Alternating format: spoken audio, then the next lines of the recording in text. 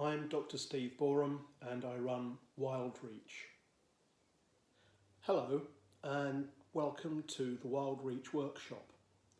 Today I'm going to give you a short tutorial in making sage pine self-candescent incense. The first thing that we'll need is some garden sage. This is white sage grown in my daughter's garden. Purple sage works just as well, and it's been hung up to dry in our barn for about 2 weeks until the leaves are nice and crispy. So I've picked off the leaves from the white sage, and now I have it in a bag, nice and dry and ready to use. The first thing I'm going to do is take 3 good handfuls of the dried white sage and put it into my mortar. I'm trying to avoid using all the nasty stiff branches and instead just concentrate on the leaves. After a few minutes of grinding,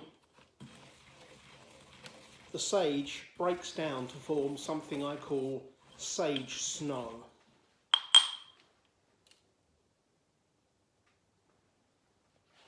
If you're feeling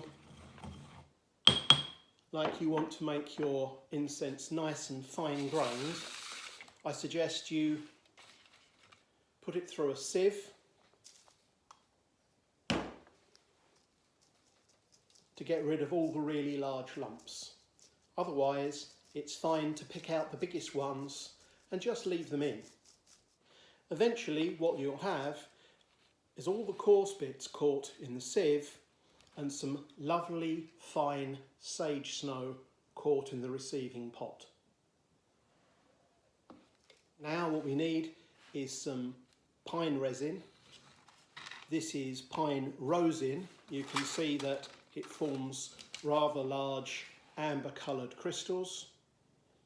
I forage my own pine resin from trees and dry it in the oven to make sure it's nice and hard before use.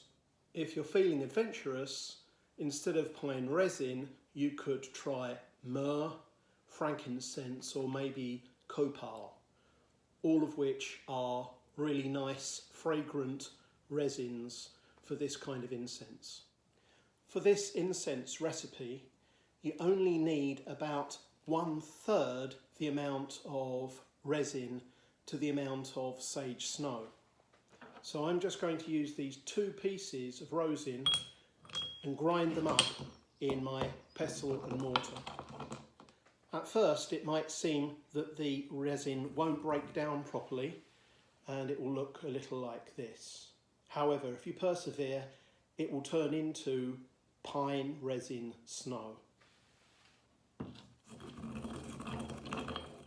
After a couple of minutes, you should have some nice white pine resin snow in the bottom of your mortar. And you now need to get your sage snow and add it in. Now mix together the sage snow and the pine resin snow until you have a lovely mixture that looks a bit like this.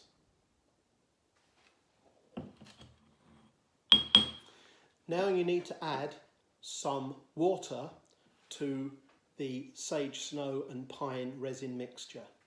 Not very much and just a little at a time.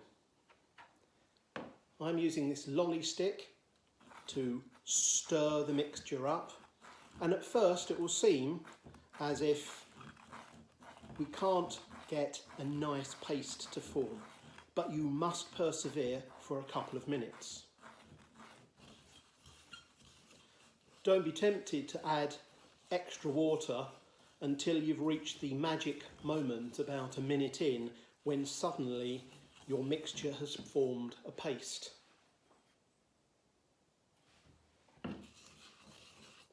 Now we need to make the incense sticks from the mixture. And to do this, we need some kind of non-stick baking sheet.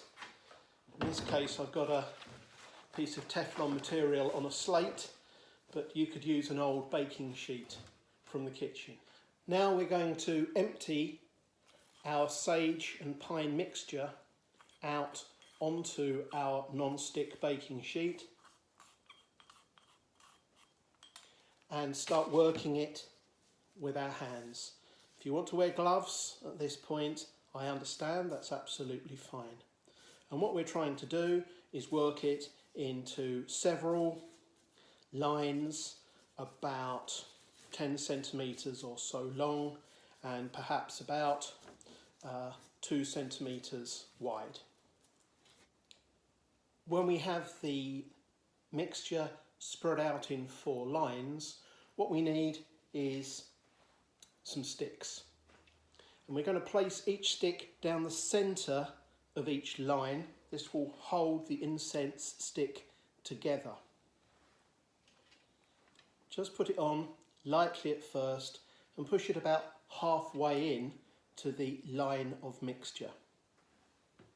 Now start squeezing the damp incense mixture tightly around each stick. We don't want to see the stick, we don't want the stick to be pushed to the bottom, and you know you're doing it right if you can start to see water coming out of the incense mixture when you squeeze it.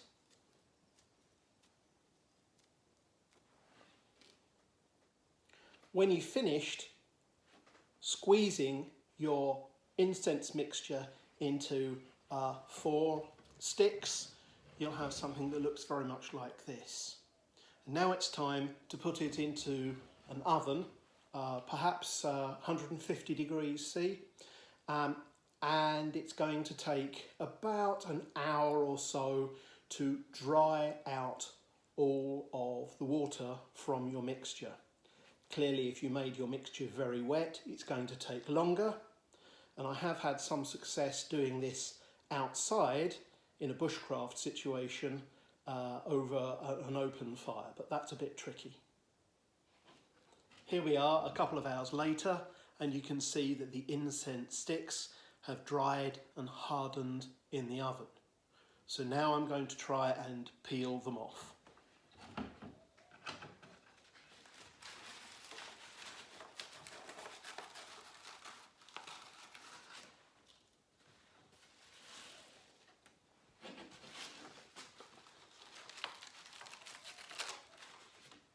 And now I've managed to get my 4 incense sticks off of the non-stick surface. I guess it's time to see if they work. Just going to put my incense stick in this incense burner and set light to the end. It's important to get a nice strong flame and then blow it out.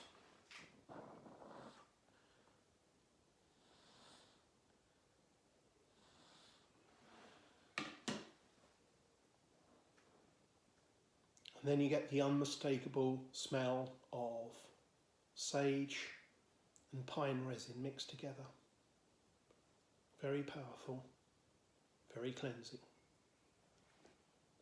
So I hope you've enjoyed my short workshop on making your own pine sage self-candescent incense.